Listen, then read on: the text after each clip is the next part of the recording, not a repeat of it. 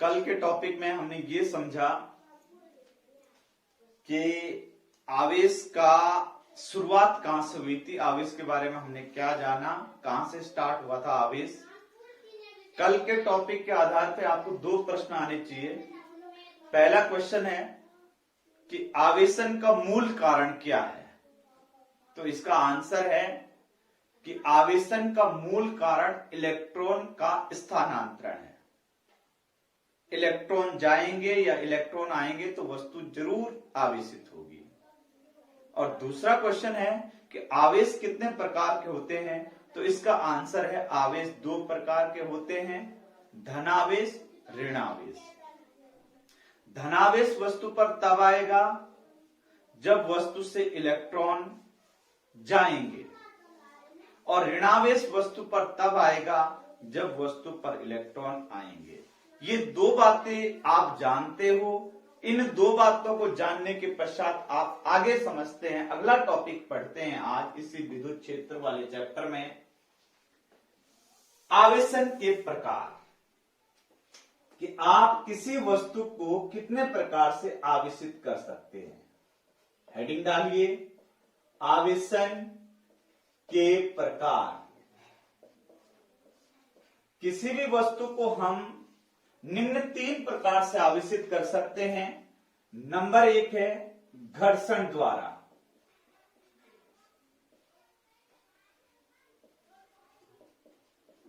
घर्षण द्वारा यानी कि जब हम घर्षित करेंगे तब वस्तु आवेशित होगी, जो टॉपिक की शुरुआत भी थी।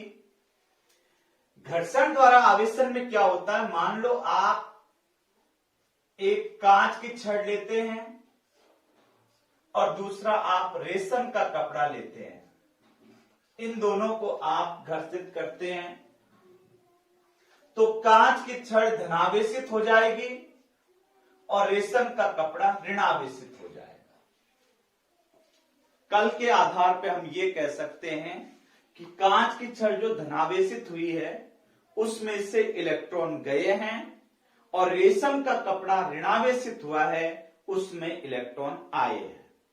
ठीक उसी प्रकार से जब हम कंगे को सूखे बालों से घर्षित करते हैं तो कंगा और बाल दोनों आवेशित हो जाते हैं, कंगे पर धनावेश और सूखे बाल पर ऋणावेश। इस तरीके से ये घर्षण द्वारा आवेशन होता है। दूसरा है चालन द्वारा आवेशन। चालन द्वारा आवेशन,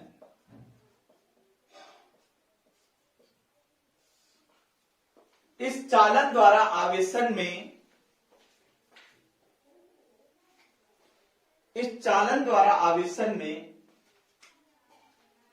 वस्तु एक आवेशित होती है, दूसरी अनावेशित होती है।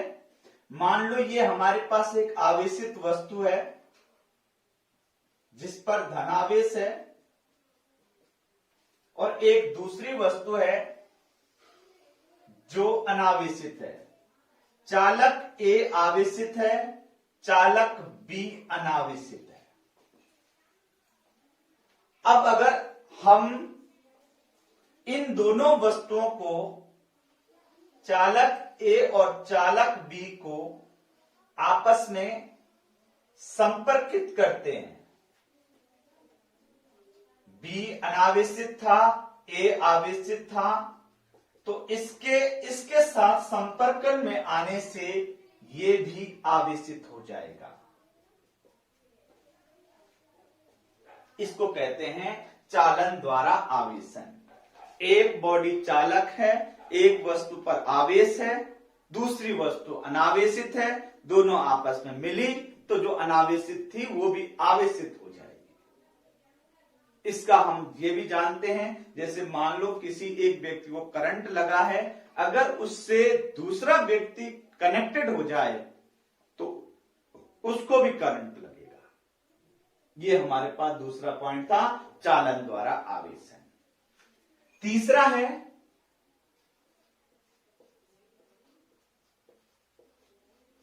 प्रेरण द्वारा आवेशन।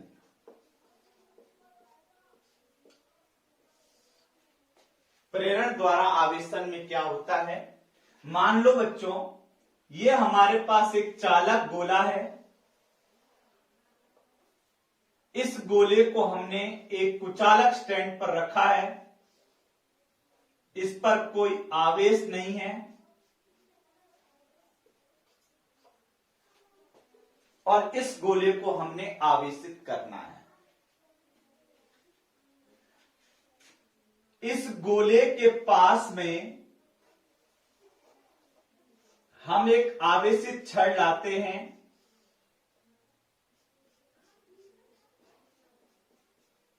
एक आवेशित छड़ इसके समीप लाएंगे, इससे कनेक्ट नहीं करेंगे। अगर इस गोले को हमने धनावेशित करना है तो आवेशित छड़ ऋणावेशित होगी, और अगर इस गोले को हमने ऋणावेशित करना है तो आवेशित छड़ धनावेशित होगी। तो इस गोले को मान लो मुझे ऋणावेशित करना है, तो मैं इसके पास में धनावेशित छड़ लाऊंगा। इस धनावेशित छड़ को इसके पास में लाने से क्या होगा, इस चालक गोले के भीतर जो मुक्त इलेक्ट्रॉन है वो मुक्त इलेक्ट्रॉन इस ऋण छड़ से आकर्षित होंगे और आकर्षण के कारण इलेक्ट्रॉन का जमाव गोले के इस भाग पर होगा। इलेक्ट्रॉन इस भाग पर ज्यादा होंगे, जहां इलेक्ट्रॉन ज्यादा होते वो ऋणावेशित हो जाता है। इस भाग से इलेक्ट्रॉन में, इस भाग के साइड में इलेक्ट्रॉन की कमी हो गई, इसलिए ये धनावेशित हो जाएगी।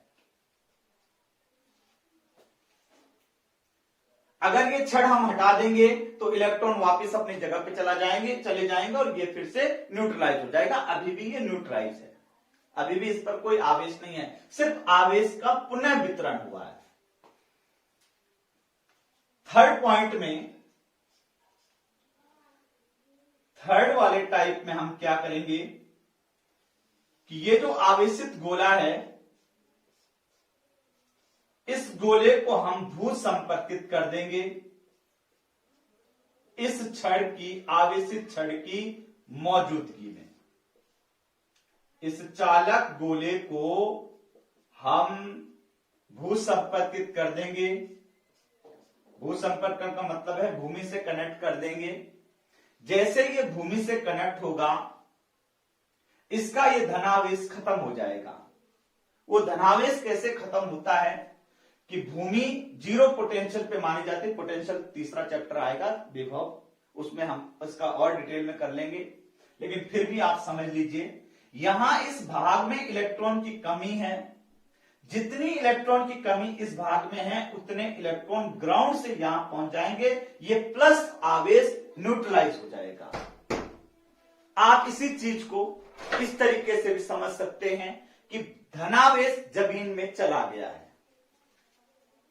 जैसे ये भू संपर्क से धनावेश चला गया, तो अब जो बचा हमारे पास वो ये स्थिति हो गई है। इस भू संपर्क को हमने हटा दिया है। ये छड़ जब तक यहां पर रहेगी इस भाग में, तब तक ये ऋणावेश या इलेक्ट्रॉन इससे आकर्षित रहेगा। और लास्ट वाले पॉइंट में हम इस ऋणावेशित छड़, धनावेशित छड़ को हटा देते हैं। जैसे हम इस धनावेशित छड़ को हटा देते हैं, संपूर्ण आवेश, संपूर्ण ऋण आवेश इस पर वितरित हो जाएगा और इस प्रकार से ये गोला ऋणावेशित हो गया है।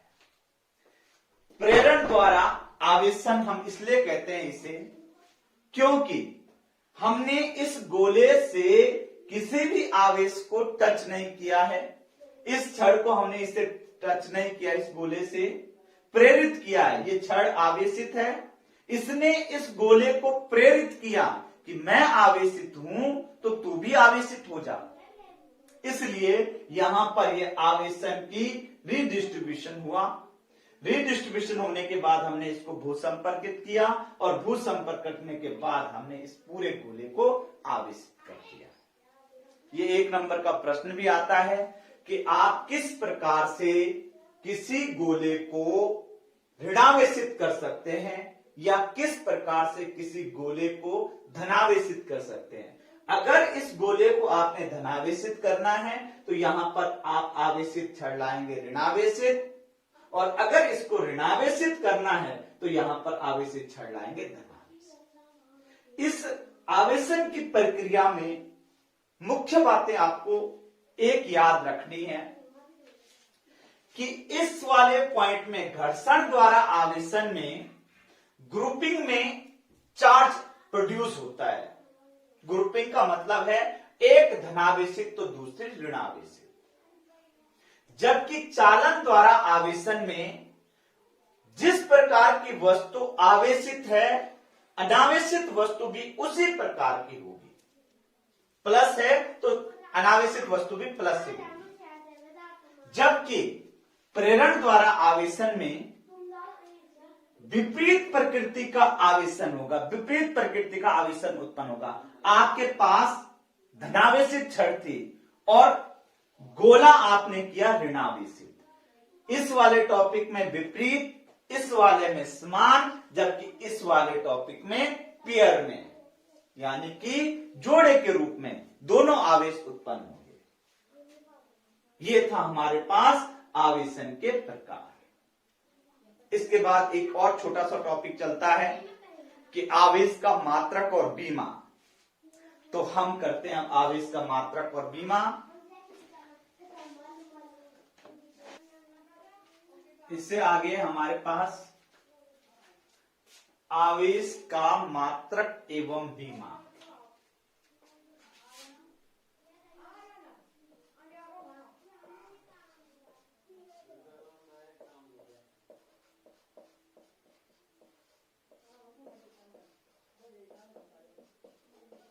आवेश का मात्रक एवं बीमा। आवेश का स्टैंडर्ड पद्धति में एसआई पद्धति में इसका मात्रक होता है कूलाम, सी, या ampere second, ampere second, as. CGS पद्धति में इसका मात्रक होता है, सीजीएस में स्टेट कूलाम,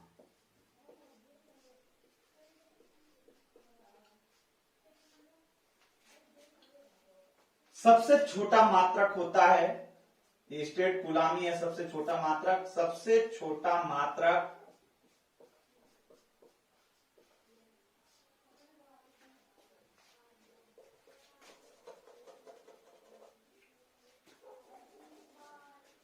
स्थिर विद्युत इकाई, स्थिर विद्युत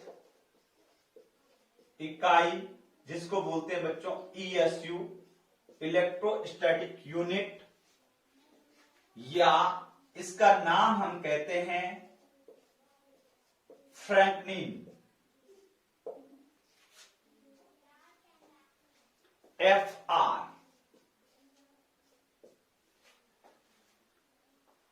एक कूलाम होता है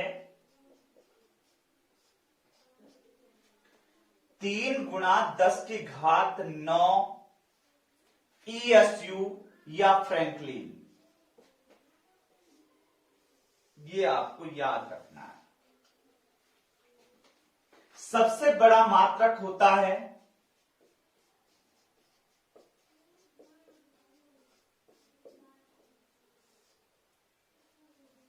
आवेश का सबसे बड़ा मात्रक है फराडे, और 1 फराडे होता है 96500 कूलाम। आवेश का एक और मात्रक होता है विद्युत चुंबकीय मात्रक। आवेश का विद्युत चुंबकीय मात्रक, आवेश का विद्युत चुंबकीय मात्रक F कूलाम या EMU इलेक्ट्रोमैग्नेटिक यूनिट। 1 कूलाम बराबर होता है 1/10 EMU। इसका मतलब है कि इन सभी में, आप ध्यान से समझना, मात्रक पूरे हो गए हैं। सबसे पहला मात्रक हमने बताया SI मात्रक, नंबर 2 पे हमने बताया CGS मात्रक। CGS मात्रक की सबसे छोटा मात्रक होता है। नंबर 3 पे सबसे छोटा मात्रक, सबसे छोटा मात्रक और SI मात्रक, यानी कि CGS मात्रक और SI मात्रक के बीच में क्या आपस में संबंध है वो बताया गया है।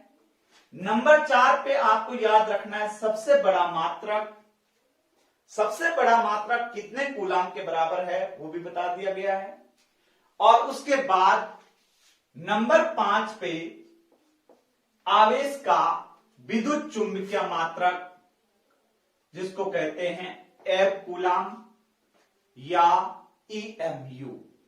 ये 5 आपको मात्रक इसके याद रखने हैं। धीरे धीरे आगे बढ़ते जाएंगे और भी कोई, जैसे 1 कूलाम कितने इलेक्ट्रॉन के बराबर होता है वो समय के साथ साथ आपको सब समझ आ जाएगा। फिलहाल आपको ये याद रखना है कूलाम SI मात्रक है, सीधी बात है, आवेश का मात्रक कूलाम है। सबसे छोटा मात्रक या CGS मात्रक है स्टेट कूलाम या फ्रैंकलिन।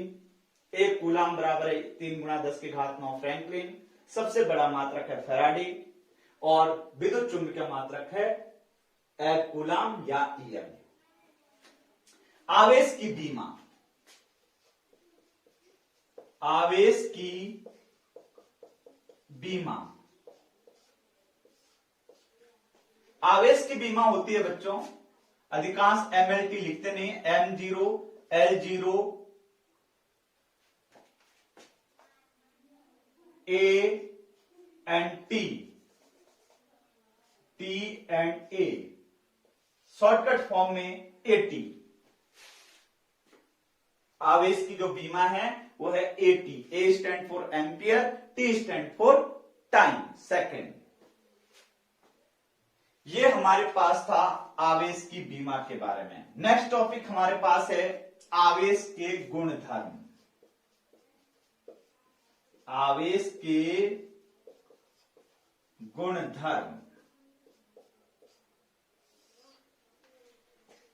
आवेश के गुणधर्म, ये वो टॉपिक स्टार्ट हो रहा है यहां से जिसमें बोर्ड के प्रश्न अनिवार्य रूप से बनने शुरू होते हैं। हर 1 साल के बाद इसमें से क्वेश्चन आता है आवेश के गुणधर्म। इसका डिस्कशन हम करेंगे कल।